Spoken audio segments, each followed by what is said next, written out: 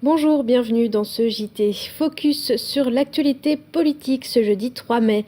Michèle Alliot-Marie, vice-présidente de l'UMP, était à Brest mercredi, le soir du débat présidentiel entre François Hollande et Nicolas Sarkozy. Elle nous a accordé un entretien, nous l'écoutons dans un court instant. Mais revenons d'abord sur ce débat entre les deux candidats à l'élection présidentielle. Près de 18 millions de Français ont suivi le duel télévisé entre François Hollande et Nicolas Sarkozy mercredi soir. Dans les fédérations départementales de l'UMP et du PS, les militants n'ont pas perdu une miette de l'échange, avec bien sûr des analyses diamétralement opposées. À Brest, Frédéric Lorenzon et Xavier Patrijon. L'UMP à la salle du Vauban à Brest et le PS dans ses murs, les militants des deux partis attendaient avec impatience la confrontation entre leurs candidats, des candidats prêts à en découdre. C'est ça notre défi, monsieur Hollande, être vrai. Oui, chacun aura sa vérité et chacun sera authentique. Je n'imagine pas que vous feindrez. Après une demi-heure de débat, première réaction à droite et à gauche. Je trouve que François Hollande est très pertinent, voilà, il a des bons arguments. C'est un débat d'accusation. Je vois un Nicolas Sarkozy qui est approximatif.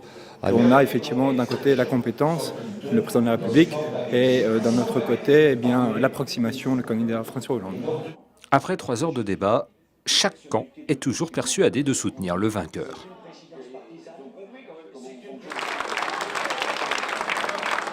Il a essayé par tous les moyens de déstabiliser le candidat socialiste. Face à ça, il ne nous a pas proposé, donc, plus que le reste de la campagne, un programme.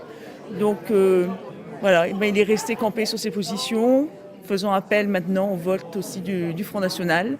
On peut le résumer très simplement. En fait, un projet de Sarko, c'est son bilan, mais en pire. François Hollande agressif, très arrogant. Et Nicolas Sarkozy toujours combatif à défendre son vrai bilan, puisqu'il en a un, contrairement à ce que dit M. Hollande. Mes convictions sont en tant que militant confirmé et en tant aussi que citoyen également, puisqu'on a bien effectivement un candidat président sortant combatif qui connaît ses dossiers et c'est au fond ce dont la France a besoin. Désormais, les militants ont 48 heures pour assurer le service après-vente de ce débat avec un seul et unique objectif, convaincre les derniers indécis. Et ce même soir, la vice-présidente de l'UMP, Michèle Alliot-Marie, était à Brest. Olivier Clèche, le directeur de TBO, l'a rencontré sur ce plateau juste avant le débat. Écoutez. Madame Alliot-Marie, bonsoir. Bonsoir. Merci de répondre à nos questions. Pourquoi avez-vous choisi de venir à Brest pour le grand débat de l'avant-second tour ? Parce que chaque jour, je suis dans un département différent pour faire la campagne de Nicolas Sarkozy, parce que Brest tombait aujourd'hui, parce que je suis très heureuse d'être à Brest, où je suis venue souvent quand j'étais ministre de la Défense, et où j'ai des amis, et parce que je répondais aussi à l'invitation de Jacques Le Guen et de Marguerite Lamour. Vous avez visité une entreprise dans l'après-midi ? J'ai visité une entreprise dans l'après-midi qui travaille les algues, qui fait des cosmétiques et qui est, je crois, une très belle illustration de ce que peut faire la France, c'est-à-dire de toutes ces PME et PMI qui, pour peu qu'on leur donne le coup de pouce nécessaire, font la réussite de la France. Moi, je vais vous dire, il y a une chose qui m'exaspère, c'est que systématiquement, on dénigre ce qui se fait dans notre pays, on dénigre ses réussites, on passe sous silence ce qui marche bien. Il y a une espèce de morosité qui est soigneusement entretenue, alors que la France a des atouts, elle a des atouts naturels et elle a des atouts que représentent ses entreprises et ses salariés. Alors, à l'heure où nous enregistrons cette interview, le grand duel du second tour n'a pas encore eu lieu, mais comment sentez-vous personnellement les chances de votre candidat Nicolas Sarkozy pour ce second tour ?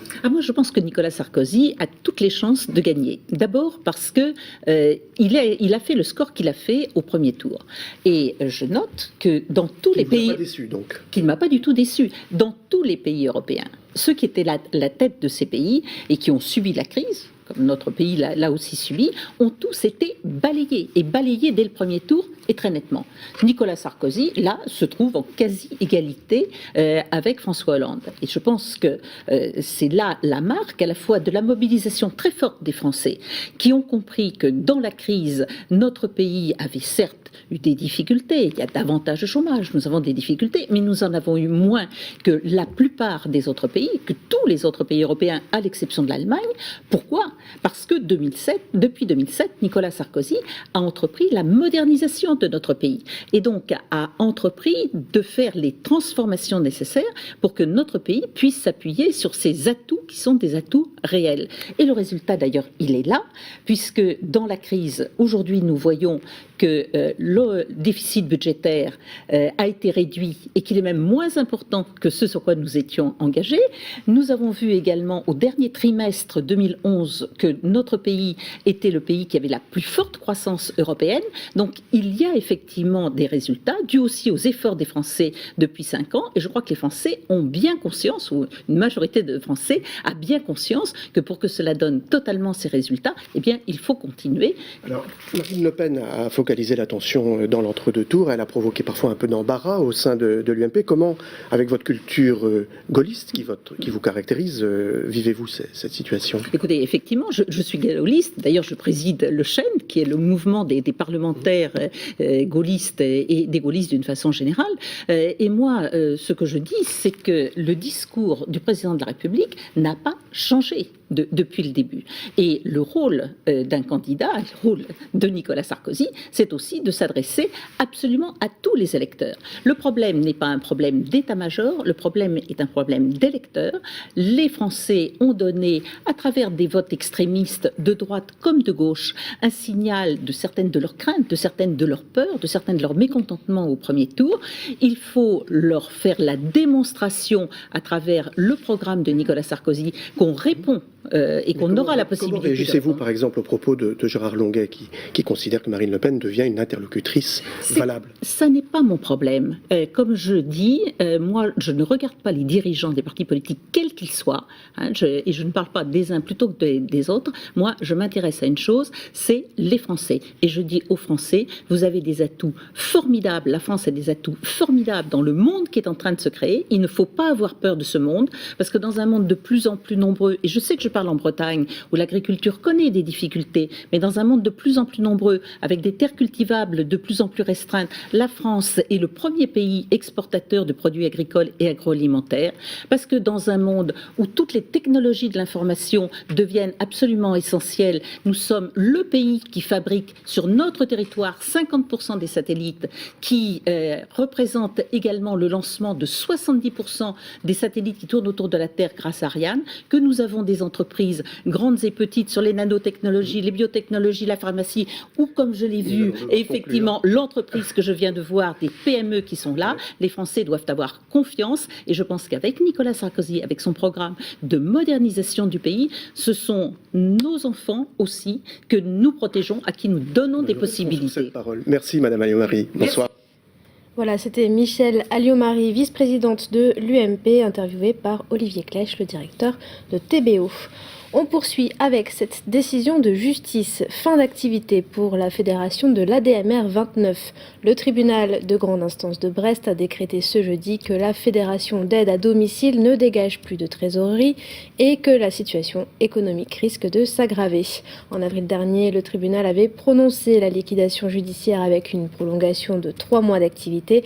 Il met donc fin aujourd'hui à cette prolongation. Direction Mélac pour découvrir la nouvelle exposition du manoir de Kernow. Un voyage dans le temps pour découvrir ou redécouvrir les chants traditionnels bretons. Mathilde Kemener vous fait la visite. Au manoir de Kernow, des chansons ont pris place dans le calme du site.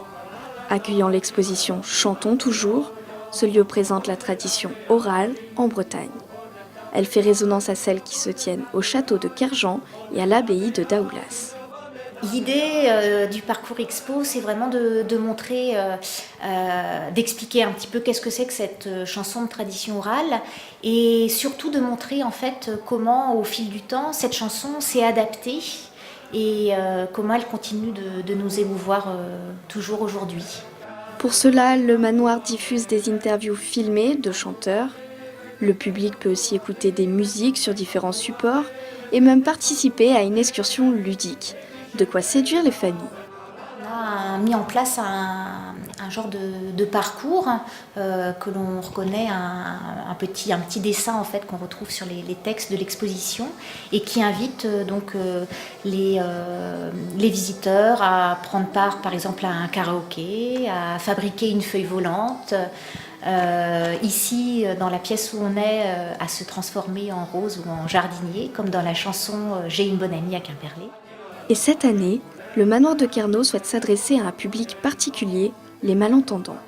Un véritable défi quand le thème se trouve être la musique.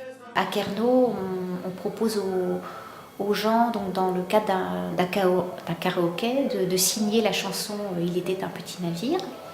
Et également dans une autre salle de ressentir autrement la musique que par les oreilles, mais par le biais de caissons vibrants. Le parcours exposition Chantons toujours propose aussi des randonnées chantées et des concerts.